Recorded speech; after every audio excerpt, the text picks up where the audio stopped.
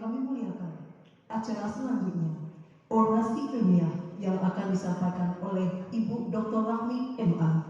Disilakan.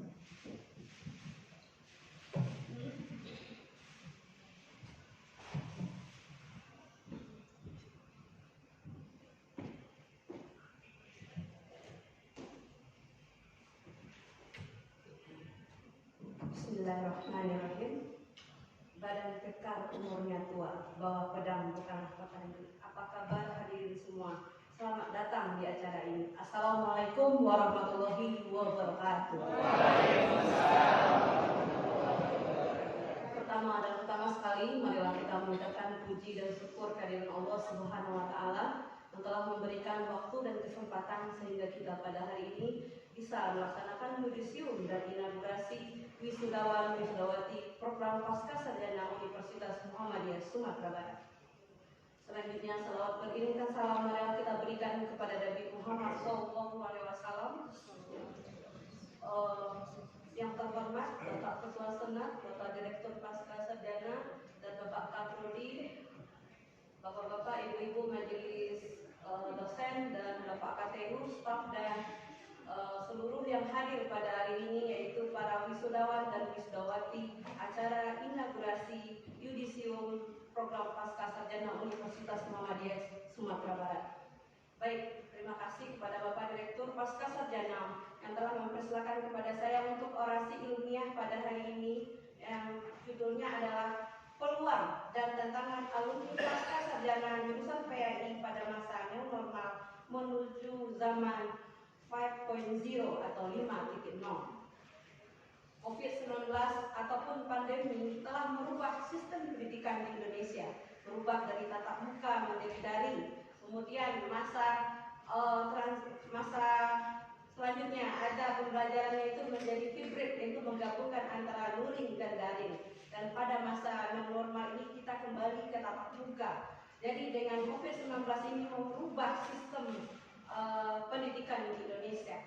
Kemudian pada masa yang normal ini sebagai alumni PAI, apa tantangan-tantangan yang mesti kita hadapi?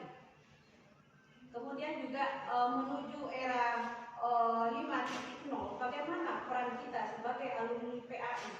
Yang pertama adalah kita alumni PAI dan juga di sini juga tidak hanya guru ataupun pendidik, tetapi juga ada seorang manajer misalnya. Apa peran kita di era 5.0 ini? Yang pertama adalah peran sebagai learning material provider, yaitu bagaimana pendidik menjadi penginspirasi bagi tumbuh kreatif peserta didik gitu. Yang kedua adalah pendidik sebagai fasilitator, kemudian sebagai tutor dan penginspirasi. Yang ketiga adalah pendidik sejati memotivasi peserta didik untuk merdeka belajar. Jadi di era 5.0 ini berupaya untuk pendidikan itu merdeka belajar. Kemudian kecakapan yang perlu kita siapkan adalah pada abad 21 ini atau 5.0 ini, kecakapan bukan hanya sebagai pendidik ya, tapi juga kecakapan sebagai manajer misalnya. Yang pertama adalah kreatif. Kita sebagai guru ataupun manajer harus kreatif. Yang kedua adalah kritis. Yang ketiga adalah komunikasi.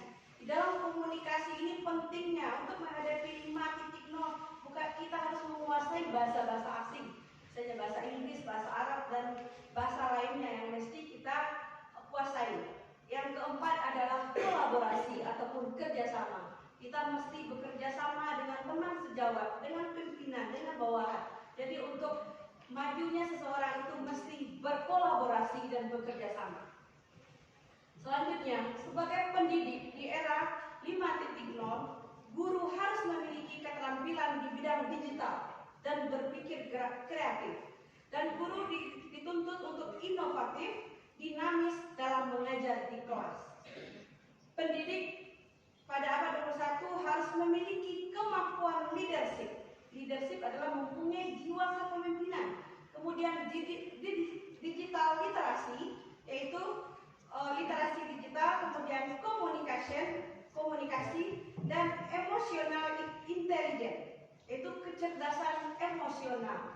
Para alumni pasca sarjana mungkin telah mempunyai kecerdasan intelektual, tetapi kecerdasan intelektual itu harus dibarengi dengan kecerdasan emosional dan kecerdasan spiritual. Kenapa begitu? Karena kalau kita hanya cerdas secara intelektual, tidak dibarengi dengan kecerdasan emosional, kita akan menjadi ilmuwan yang sombong. Jadi dibarengilah kecerdasan intelektual itu dengan kecerdasan emosional.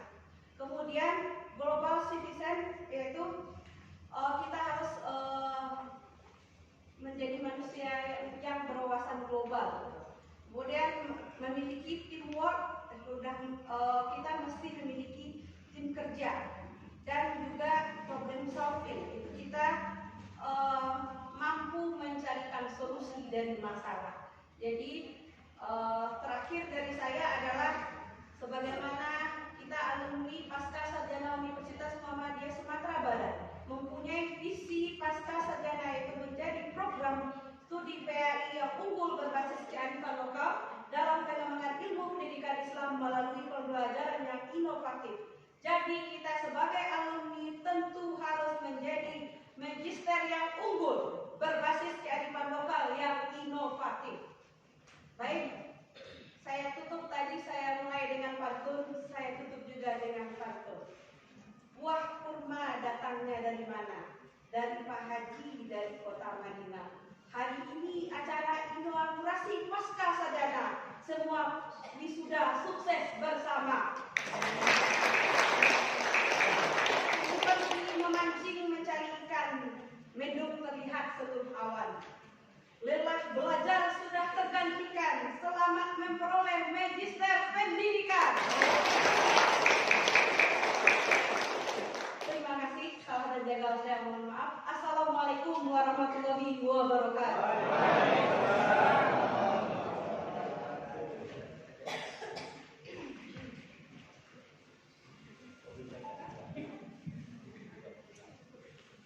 Acara selanjutnya, pembacaan SK lulusan program pasca sarjana Universitas Muhammadiyah Sumatera Barat